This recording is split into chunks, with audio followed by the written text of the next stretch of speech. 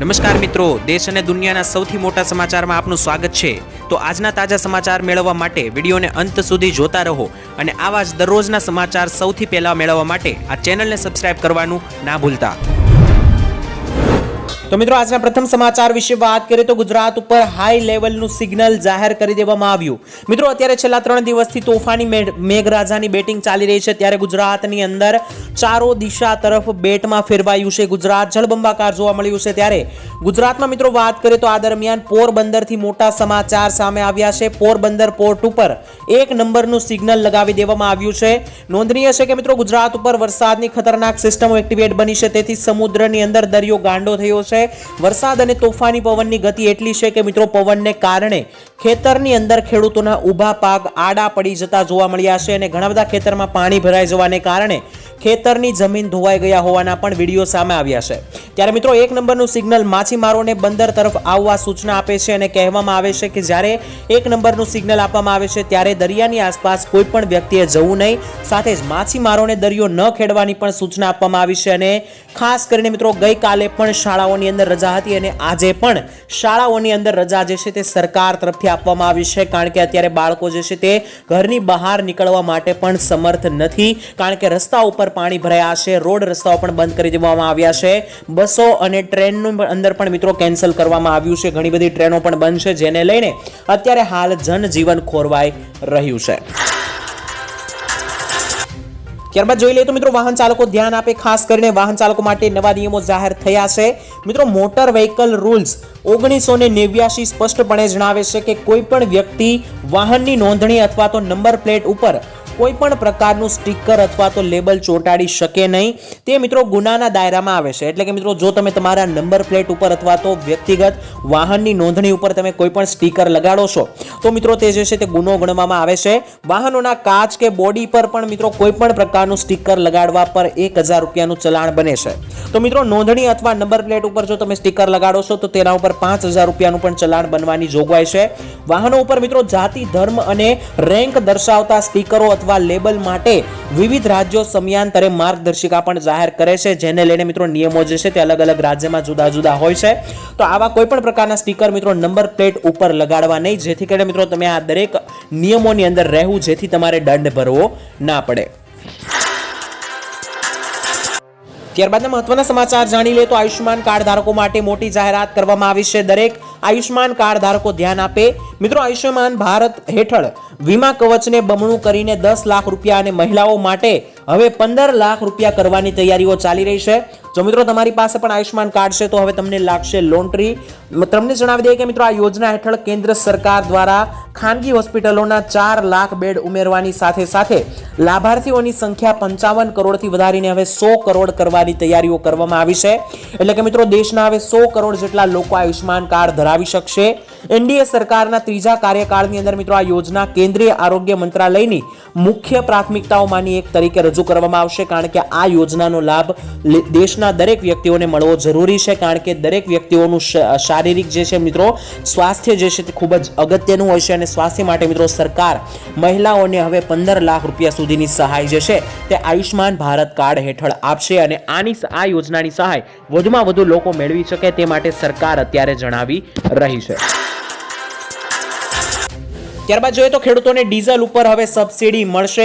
મિત્રો ખેડૂતોને ખેતરની અંદર ઘણા બધા મશીનો અને કોઈ પણ પ્રકારનું વાહન ચલાવવા માટે ડીઝલની જરૂરિયાત પડે છે, ત્યારે સરકારે હવે મિત્રો બિહાર સરકારે ખેડૂતોને રાહત આપવા માટે ડીઝલ સબસિડી યોજના શરૂ કરી છે। આ યોજનાથી મિત્રો ખેડૂતો હવે સિંચાઈ માટે ડીઝલ પર ઓછા પૈસા ખર્ચ કરશે અને તેમનો સીધો પાક સારો થશે। તમારી જમીન તમારા નામે હોય કે ભાડા પર હોય મિત્રો તમે આ યોજનાનો લાભ લઈ શકો છો। ડીઝલ પંપ સેટ દ્વારા મિત્રો ખરીફ પાકની સિંચાઈ માટે ડીઝલ ઉપર 75 રૂપિયા પ્રતિ લીટરના દરે પ્રતિ એકર 750 રૂપિયાની સબસિડી જે છે તે સરકાર આપશે। અને મિત્રો ખેડૂત ભાઈઓ 30 ઓક્ટોબર 2024 સુધી આ યોજનાનો લાભ લઈ શકશે, જેથી ખરીફ પાકોની અંદર મિત્રો ખેડૂતોને ઓછામાં ઓછા રૂપિયા જે છે તે ડીઝલ માટે દેવા પડે।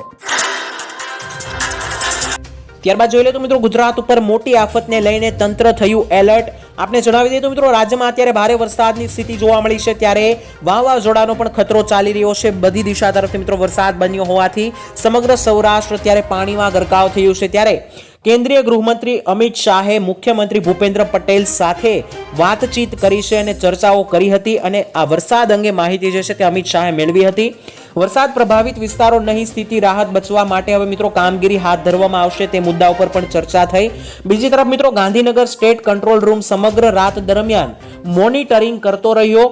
સમગ્ર રાજ્યમાં મિત્રો પડેલા ભારે વરસાદ અનેક વિસ્તારોમાં પાણી ભરાયા છે ત્યારે ભારે વરસાદને પગલે રાજ્યને 13 એનડીઆરએફની ટીમો ફાળવવામાં આવી છે જેથી મિત્રો લોકોની આસપાસ કોઈ પણ પ્રકારની દુર્ઘટના ના બને. નર્મદા, કચ્છ, વલસાડ, દ્વારકા, જુનાગઢ, સુરત, નવસારી, મોરબી, બનાસકાંઠા, ગીર સોમનાથ અને ભાવનગરમાં એક ટીમ જે છે મિત્રો એનડીઆરએફની ફાળવવામાં આવી છે. આ દરેક જિલ્લાઓની અંદર એક ટીમ જે છે તે મિત્રો મોકલવામાં આવી છે જેથી કરીને કોઈ પણ પ્રકારના વરસાદને લઈને દુર્ઘટના ના બને. અને હજુ મિત્રો કહેવામાં આવી રહ્યું છે કે આ વરસાદની સિસ્ટમ આગામી 31 ઓગસ્ટ સુધી એક્ટિવેટ રહેવાની છે જેને લઈને 31 ઓગસ્ટ સુધી ગુજરાતમાં જે છે તે પાણી જોવા મળશે અને હજુ અમુક જિલ્લાઓની અંદર 15 ઇંચના વરસાદ નોંધાઈ શકે છે. વાત કરીએ તો ગુજરાતમાં યોજનાઓ જે છે તે અધૂરી પડેલી જોવા મળી છે. આમ તો મિત્રો ગુજરાત સરકાર ઘણી બધી યોજનાઓ ચલાવે છે પરંતુ અધૂરી ચલાવે છે કારણ કે ગઈકાલે જ ગુજરાત વિધાનસભામાં રજૂ થયેલા રિપોર્ટમાં ખુલાસો થયો હતો કે મિત્રો જે પ્રમાણે રાજ્યમાં 213 જેવી યોજનાઓ છે ગુજરાતની અંદર જેની ડેડલાઇન 31 માર્ચ 2024 કે તે પહેલા હતી. આમ છતાં હજુ પણ આ યોજના અધૂરી છે. આ 213 યોજનાઓનું બજેટ મિત્રો 12,000 કરોડ રૂપિયાનું છે અને આ સિવાય મિત્રો રિપોર્ટમાં એવું સામે આવ્યું છે કે કેન્દ્ર સરકારની યોજનાઓ માટે રાજ્ય સરકાર જે એજન્સી બનાવે છે તેમના ખાતામાં 8,000 કરોડ વપરાયા વગરના પડ્યા છે.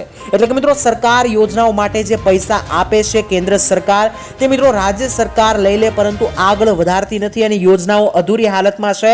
અને ખાસ મિત્રો એજન્સી જે મિત્રો યોજનાઓને ચલાવે છે તેના ખાતામાં જ 8,000 કરોડ રૂપિયા જે છે તે મિત્રો વપરાયા વગરના પડ્યા છે. જે યોજનાના પૈસા લોકહિત માટે વાપરવામાં આવે છે તે વાપરવામાં આવ્યા જ નથી. 8,000 કરોડ રૂપિયા વાપર્યા વગરના જ પડેલી હાલતમાં જોવા મળ્યા જે મિત્રો ગઈકાલના રિપોર્ટમાં સામે આવ્યું છે. ત્યારબાદ જાણી લઈએ તો મિત્રો હવે આધાર કાર્ડ ઉપર સરકાર આપશે 50,000 રૂપિયાની સહાય. આપને જણાવી દઈએ જો તમારી પાસે આધાર કાર્ડ હોય તો આ સહાય વિશે જાણી લેજો. તમારી પાસે પણ આધાર કાર્ડ છે તો તમે ગેરંટી વગર 50,000 રૂપિયા મેળવી શકો છો. હાલમાં મિત્રો રાજ્યમાં લોકસભાની ચૂંટણી પૂર્ણ થઈ હતી ત્યારે પ્રધાનમંત્રી સ્વનિધિ યોજના હવે ડિસેમ્બર 2024 સુધી લંબાવવામાં આવી છે અને તમારી પાસે હજુ 3 મહિના છે આ યોજનાનો લાભ લેવા માટે. આ યોજના હેઠળ મિત્રો નાના વેપારીઓને અને ફેરૈયાઓને લોન આપવામાં આવે છે. નાણાં મંત્રાલયે મિત્રો ટ્વિટર ઉપર માહિતી આપી હતી અને કહેવામાં આવ્યું હતું કે મજૂર, ગરીબ વર્ગ અને મધ્યમ વર્ગનો કોઈ પણ નાગરિક કરિયાણાની દુકાન અથવા તો ફળની દુકાન ખોલવા માટે 50,000 રૂપિયા સુધીની લોનની રકમ જે છે તે પ્રધાનમંત્રી સ્વનિધિ યોજના અંતર્ગત મેળવી શકે છે. આ યોજનામાં મિત્રો અરજી કરવા માંગતા હોય તો તમારે જરૂરી ડોક્યુમેન્ટ સાથે પ્રધાનમંત્રી સ્વનિધિ યોજનામાં અરજી કરવાની રહેશે.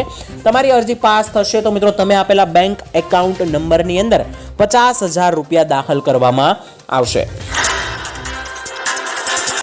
ત્યારબાદ જાણી લઈએ તો શૌચાલય બનાવવા માટે સરકાર આપશે 12,000ની સહાય. મિત્રો ભારતને સ્વચ્છ બનાવવા માટે ભારત સરકાર દ્વારા મફત શૌચાલય યોજના શરૂ કરવામાં આવી હતી.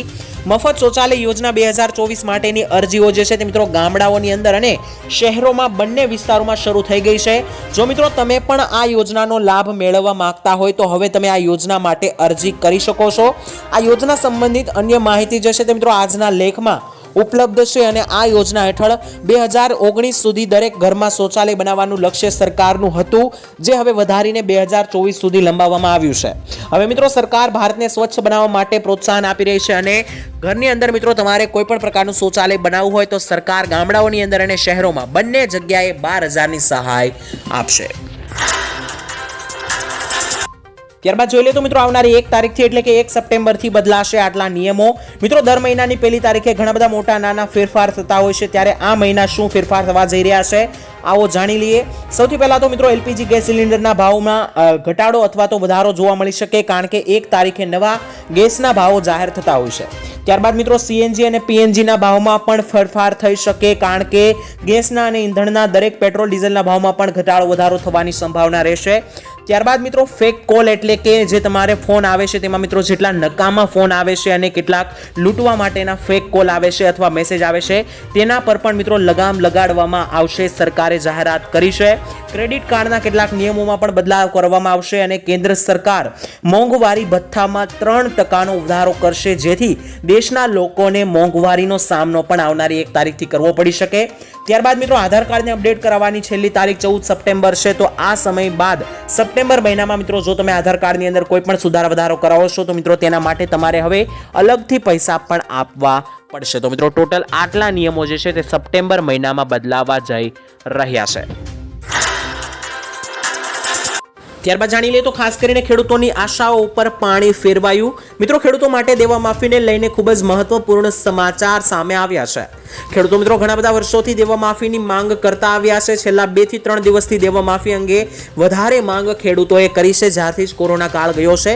2022માં પણ મિત્રો ગુજરાતમાં વિધાનસભાની ચૂંટણી હતી ત્યારે પણ ખેડૂતોને એવી આશા હતી કે આ ચૂંટણી પહેલા સરકાર ખેડૂતોના દેવા માફ કરવાને લઈને કોઈ જાહેરાત કરી શકે, પરંતુ મિત્રો ત્યારે પણ સરકારે કોઈ દેવા માફી અંગે ચર્ચા નહોતી કરી. ત્યારબાદ મિત્રો ખેડૂતોને 2024ની લોકસભાની ચૂંટણી જ્યારે હમણાં ગઈ ત્યારે મિત્રો આશા હતી કે આ ચૂંટણી પહેલા ખેડૂતોના દેવા માફી અંગે કોઈ વાયદા આપવામાં આવી શકે, પરંતુ ત્યારે પણ મિત્રો કોઈ પણ પ્રકારનો ઉલ્લેખ સરકારે કર્યો નથી. આમ મિત્રો લગાતાર ખેડૂતો જે છે તે સરકાર પાસે આશાઓ રાખતા આવ્યા છે કે ક્યારે દેવા માફ થાય, પરંતુ સરકારે લગાતાર ખેડૂતોની આશાઓ ઉપર પાણી ફેરવ્યું છે. માત્ર મિત્રો કોંગ્રેસની સરકારે એવું જણાવ્યું હતું કે જો તેની સરકાર બને છે તો મોદી સરકારે જે ઉદ્યોગપતિઓની લોન માફ કરી તે જ રકમ ખેડૂતોની લોન માફીમાં વાપરવામાં આવશે, પરંતુ મિત્રો ખાસ કોંગ્રેસની સરકાર બની નથી, જેને લઈને દેવા માફી અંગે હજુ મિત્રો ફરી એકવાર ખેડૂતોને અત્યારે હાલમાં આશાઓ જગાડવામાં સમય આવ્યો છે. એટલે કે મિત્રો ફરીવાર ખેડૂતોની માંગણી છે કે દેવા માફી કરી આપવામાં આવે. મિત્રો આ મુદ્દે તમારું શું કહેવું છે? કોમેન્ટમાં તમારો અભિપ્રાય જરૂર જણાવી આપજો. ત્યારબાદ જોઈ લો તો મિત્રો સમૃદ્ધ ગુજરાતમાં ટોટલ 1 કરોડ જેટલા ગરીબો વસવાટ કરે છે. એટલે કે મિત્રો ગુજરાતની ગણતરી જે છે તે અમીર રાજ્યની અંદર અને સમૃદ્ધ રાજ્યમાં થાય છે, ત્યારે ગામડાનો માણસ રોજના માત્ર 26 રૂપિયા પણ વાપરી શકતો નથી તેવી પરિસ્થિતિ ગુજરાતમાં છે. જ્યારે મિત્રો શહેરી વિસ્તારનો વ્યક્તિ પણ મિત્રો રોજના માત્ર 32 રૂપિયા ખર્ચવા અસમર્થ છે.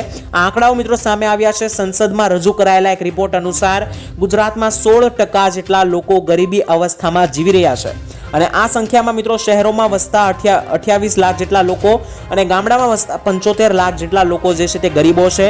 30 વર્ષથી વધારે ગુજરાતમાં શાસન કરનારની ભાજપ સરકાર ગરીબી દૂર કરવામાં નિષ્ફળ ગઈ છે અને સરકારે એવો વાદો પણ કર્યો હતો કે 2022ની સાલ આવશે ત્યાં સુધીમાં ખેડૂતોની આવક બમણી કરવામાં આવશે, પરંતુ આવક તો બમણી નથી થઈ, પરંતુ ખેડૂતો જે છે તે ગરીબી રેખા નીચે અત્યારે હાલ જીવી રહ્યા છે, જેને લઈને મિત્રો કહેવામાં આવી રહ્યું છે કે સમૃદ્ધ ગુજરાતમાં પણ ગરીબ લોકોનો આંકડો 1 કરોડને વટી ગયો છે.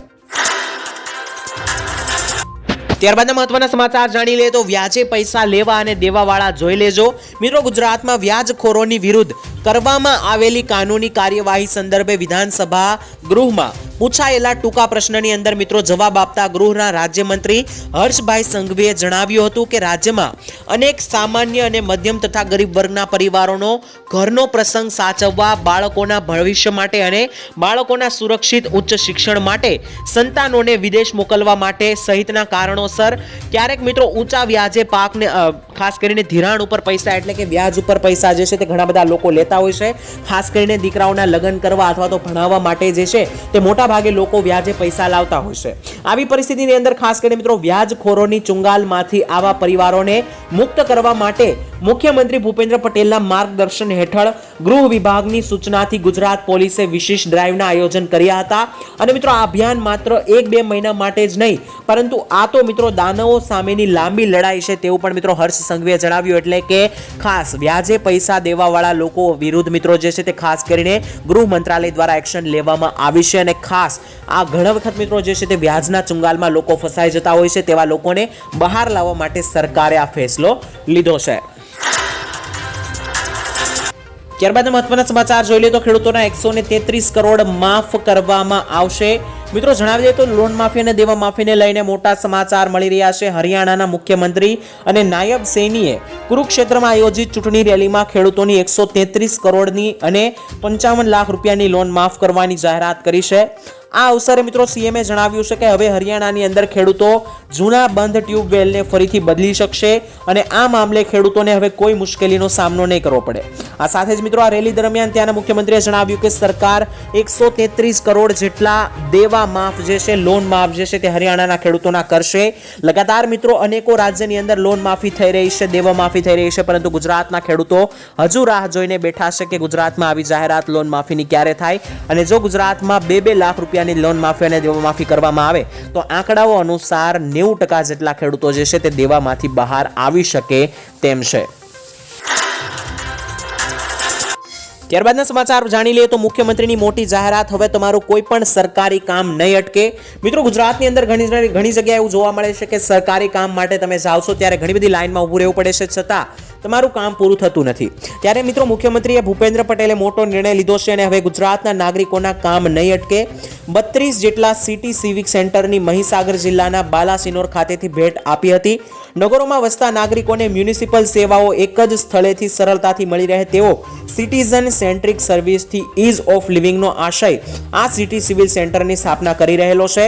ઓનલાઈન સુવિધા સરળતાથી મળી રહે તે માટે પણ મિત્રો વન સ્ટોપ શોપ તરીકે આ સિટી સિવિક સેન્ટર કાર્યરત કરવામાં આવશે તેવું મુખ્યમંત્રીએ જણાવ્યું, જેથી હવે સરકારી કામ ગુજરાતની અંદર વસતા કોઈ પણ લોકોના નહીં અટકે.